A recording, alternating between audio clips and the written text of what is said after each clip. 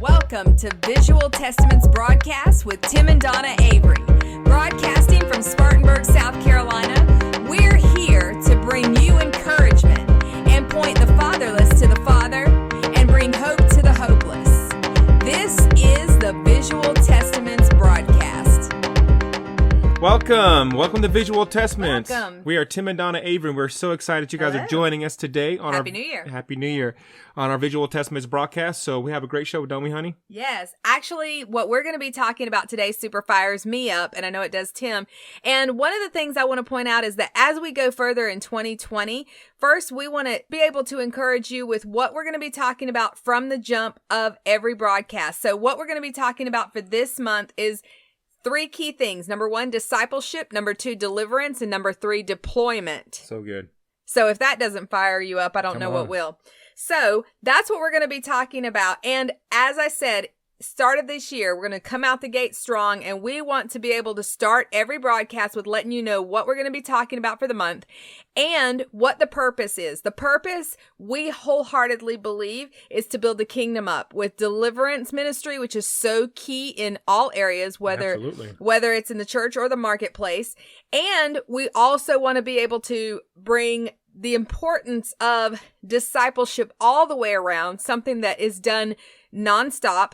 And also deploying, sending people out, sending those that you're discipling out. And so we want to hop right into that. And we also are going to leave you with a challenge on each broadcast. And we want to hear from you on those challenges. So discipleship, that's what we're going to be discussing today. Tim, I know discipleship is big to you because you love teaching discipleship. Absolutely.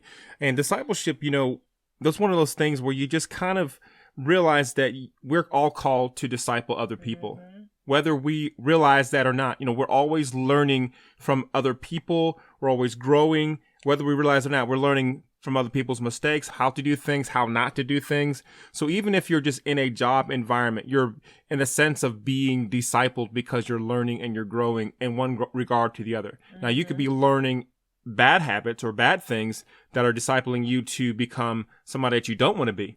But we're talking about becoming a great disciple of Jesus. And so if you look at discipleship the way Jesus did it, you start to realize that he had his 12 in his close-knit circle. He always had them around them. He allowed them to see up close and personal what his day-to-day life looked like. He pulled away when the crowds got too big and just took his time to be with the Father. And they had to find him, up on the hill or coming down saying, Jesus, where were you? Everybody's looking for you.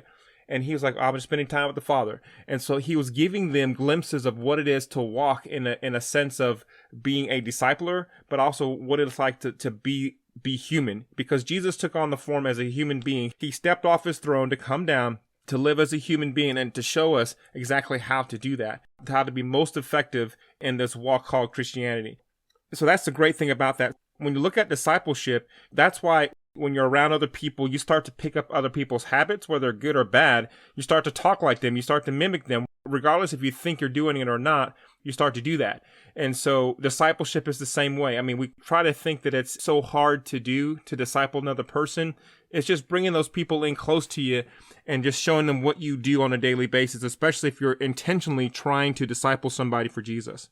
That's so good. And the definition in dictionary.com defines as a person who is a pupil or adherent to the doctrines of another, one who embraces and assists in spreading the teaching of another, and any follower of another person. Disciple is a word that's not generally considered as part of every day, but I definitely want to point out that if you are disciplining your mind or your thought pattern or your physical daily activity, especially coming out the gate for New Year. There's so many people with New Year's resolutions and physical fitness ideas, and they are having great intentions coming out the gate for a new year and a new them. And so what I want to point out is that's a discipline.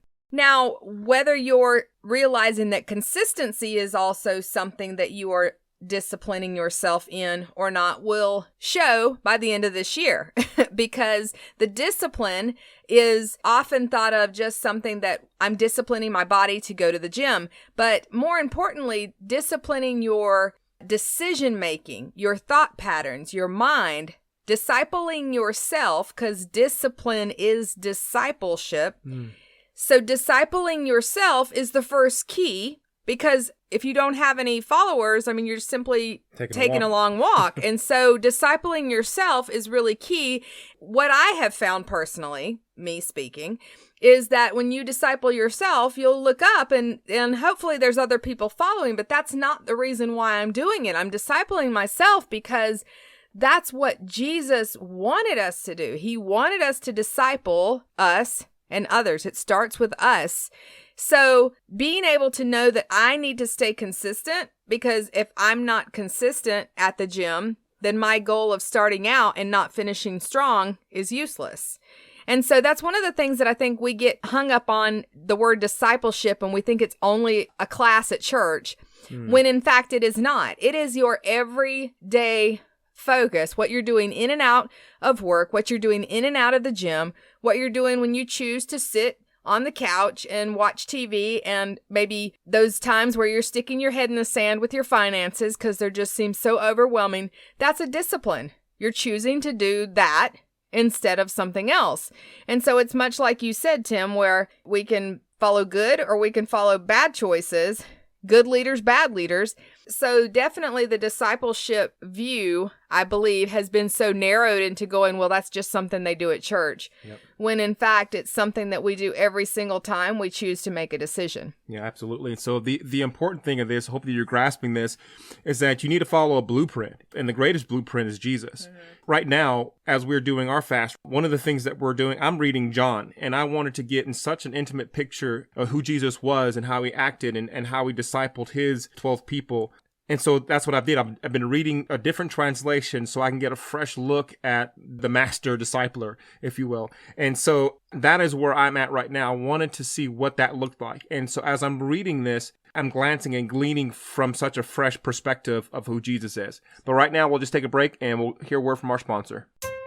We invite you to the YouTube channel for Visual Testaments. Visit visualtestaments.com, click on the top tab that says YouTube, and make sure you click subscribe and get our notifications. Tim and Dawna Avery invite you to join in on our various playlists. We have 3 to choose from. There's Hope, which will offer great inspiration, Bible teaching, and awesome motivation. Healing, which brings nutrition, inner healing, freedom tips from those addictions that have been troubling you, and Home, DIY gardening and decor tips that you're just going to absolutely love. So click on our YouTube channel today and make sure you subscribe. You can visit our website at visualtestaments.com and be a part. Okay, so we're back. And I love what you were talking about with gleaning from the master discipler. Yeah, absolutely. And so we have to follow a blueprint. And so when we are intentional of the choices that we're making, I know you're just talking about choices. If we're intentional about the choices that we're making, we understand what choices we should be making. And if you understand the master discipler, Jesus, you'll understand how he lived his life and how he chose. You know, it goes back to that old bracelet that we remember, what would Jesus do? It's interesting that we can grasp that simple concept in our choices in our day-to-day. Okay, what would Jesus do if someone cuts me off? You know, I'm driving down the interstate. How do I respond? If someone treats me bad at work and they're just being really testing towards me, how do I respond as a disciple of Jesus Christ? How do I respond when I have an opportunity to share Jesus? How do I do that? And so when you look at the master discipler, I'm reading the book of John right now. When you read the master discipler of who he was and how he responded, you'll start to see exactly what he did. How did he treat people? How did he treat his disciples? How did he treat the Pharisees? How did he treat, the people who wanted to know him? How did he treat non-Jewish people? And so all these things are there for us to glean from. It's just a master blueprint of how to be a discipler. And Luke 6:48 talks about that too. And that's one of the things that I love is that he talks about in Luke building your foundation on the rock.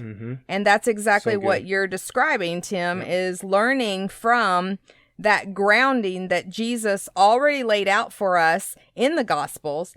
And so in the Message version, Luke 6:48 talks about it. And he says, I'll start there. If you work the words into your life, you are like a smart carpenter who dug deep and laid the foundation of his house on bedrock. When the river burst its banks and crashed against the house, nothing could shake it. It was built to last. So good. But if you just use my words in Bible studies and don't work them into your life, you are like a dumb carpenter who built a house but skipped the foundation. Yeah. When the swollen river came crashing in, it collapsed like a house of cards. It was a total loss. And so that's one of the things that we even talk about so much, but in our family, is making sure that we take those thoughts captive and pull them down and bring them to the obedience of Christ. Taking those thoughts captives, in that scripture, it shows that there's a partnership. There's a part of my choices that I have to take ownership, that the Lord's asking me to take a thought captive and now hand it over to Jesus's obedience, making sure it lines up to his obedience, giving it over to Jesus and saying, no, this is a thought.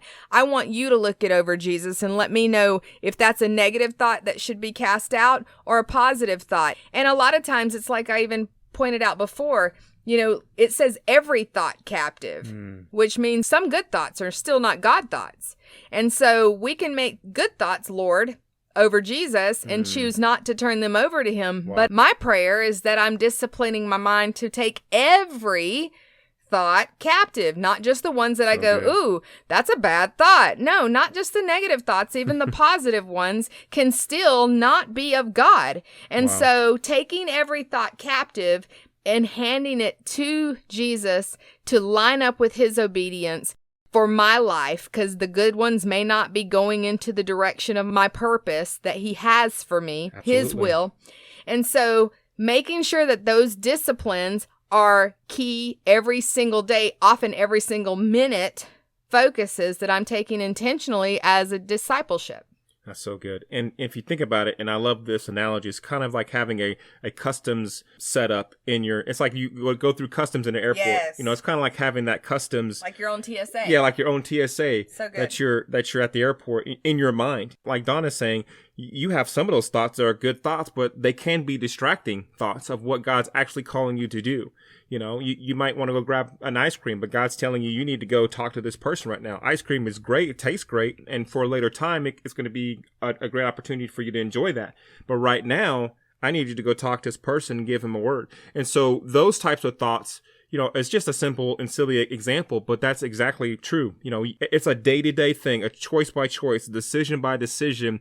It's going to help you to continue to enrich who you are and to be a great discipler of Christ. Absolutely. So now as we go into our challenge and the close of this message today, I want to challenge you guys really to be able to take those thoughts captive, every thought captive. We want to hear from you. Go to visualtestaments.com, email us there, click on the link, or email us info@visualtestaments.com. We want to hear from you on what discipleship looks like to you and how do you see it playing out in your day-to-day activities? Because it doesn't matter if you're a pastor or if you work in the marketplace. How does discipleship look for you? How does it begin with you? What does it look like in your morning routine, in your daily routine, even at night before you go to bed? Especially if you're married, now you're discipling not just yourself, but you're playing a very key accountability partner to your helpmate. Anything else to add, Tim? Nope, that's it. You guys, thank you so much for joining our broadcast, Yes. and we'll see you next week. Thank you for listening to the Visual Testaments broadcast with Tim and Dawna Avery. Dawna and I want to invite you to share your testimony at visualtestaments.com today. Your testimony can be shared on our future broadcast. Be sure to tune in with us next time for the Visual Testaments broadcast.